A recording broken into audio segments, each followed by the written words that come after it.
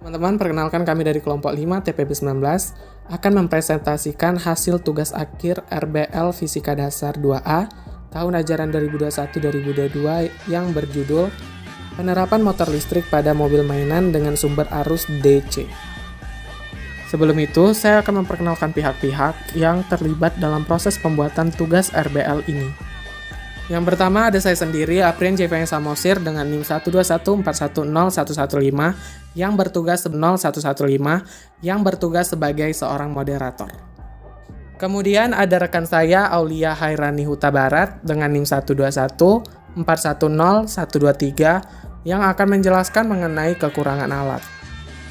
Kemudian ada rekan saya Teresia Mulyana Ginting dengan NIM 121410117 yang akan menjelaskan mengenai keunikan alat. Kemudian ada Angelika Sinta dengan NIM 121410116 yang akan menjelaskan mengenai saran pengembangan. Kemudian ada Romando Rafael Sinabutar dengan NIM 121410141 yang akan menjelaskan mengenai proses pembuatan alat dan materi fisika yang terkait dengan motor listrik sederhana beserta rumusnya. Dan yang terakhir ada rekan saya Yoel Christopher Stanggang dengan NIM 121410111 yang akan menjelaskan perbandingan alat yang dibuat dengan model alat versi lama. Baiklah, presentasi akan dimulai dari Romando yang akan menjelaskan mengenai proses pembuatan alat.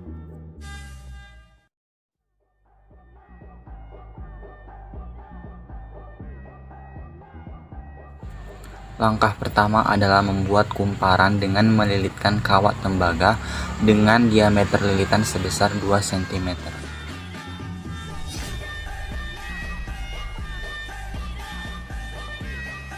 Selanjutnya amplas salah satu ujung kawat tembaga dan juga kawat dengan kumparan.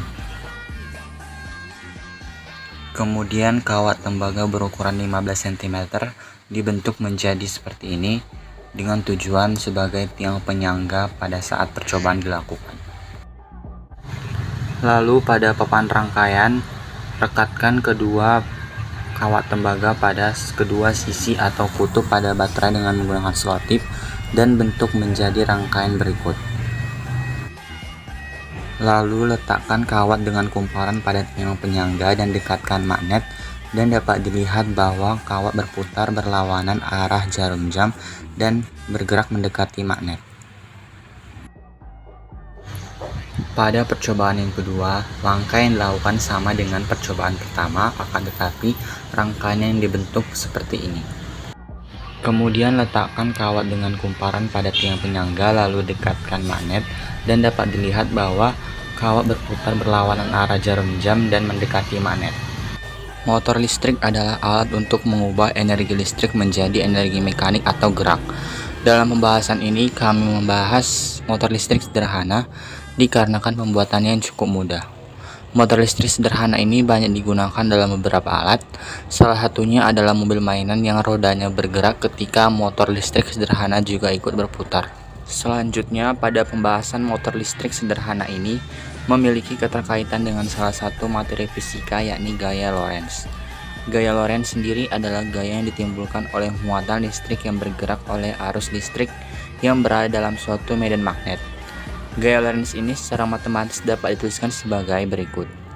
F sama dengan I dikali L dikali B, di mana F adalah gaya Lorentz dengan satuan Newton, I adalah arus dengan satuan ampere, dan B adalah medan magnet dengan satuan Tesla. Motor listrik sederhana memiliki kelebihan, yaitu mudah dirangkai, harga bahan pembuatan yang terjangkau, kecepatan dan torsi yang mudah dikontrol. Nah, selanjutnya, jika kita lihat dan bandingkan antara motor listrik sederhana dengan versi lamanya, atau lebih tepatnya motor listrik asli itu sendiri, yaitu terdapat sedikit perbedaan pada bentuk dan komponen penyusun kedua alat tersebut, di mana motor listrik sederhana dirancang dan disesuaikan dengan komponen yang lebih mudah untuk kita jumpai agar dapat menjalankan fungsi yang sama dengan motor listrik asli itu sendiri. Selain itu, pembuatan motor listrik sederhana ini lebih praktis dan hemat biaya. Namun, alat ini tidak dapat menjalankan fungsi yang sama beratnya dengan motor listrik. Selanjutnya, kekurangan atau kelemahan yang dimiliki motor listrik sederhana ini yaitu kecepatan yang sulit dikontrol pada kecepatan yang rendah, serta tidak cocok untuk pengaplikasian berdaya besar. Selanjutnya, saya akan menyampaikan beberapa saran pengembangan untuk alat yang telah kelompok kami rangkai. Yang pertama adalah pada roda dan bebannya dibuat seimbang agar tenaga dari motor listrik dapat normal. Selanjutnya, agar alat dapat beroperasi pada kecepatan tinggi, akan dilakukan pengamatan dan percobaan kembali secara mendetail. Dan untuk aplikasi berdaya besar juga akan dilakukan tinjauan kembali sehingga mobil listrik mainan ini dapat berkembang lebih lagi. Baiklah, sekian dulu penjelasan dari kelompok kami mengenai penerapan motor listrik pada mobil mainan dengan sumber arus DC. Saya, Aprin Jevanya Samosir, mewakili rekan-rekan kelompok saya, mengucapkan terima kasih kepada kalian semua yang telah menonton video kami, dan memohon maaf apabila ada kesalahan kata ataupun kekurangan dalam video kami. Dan sampai jumpa di lain waktu.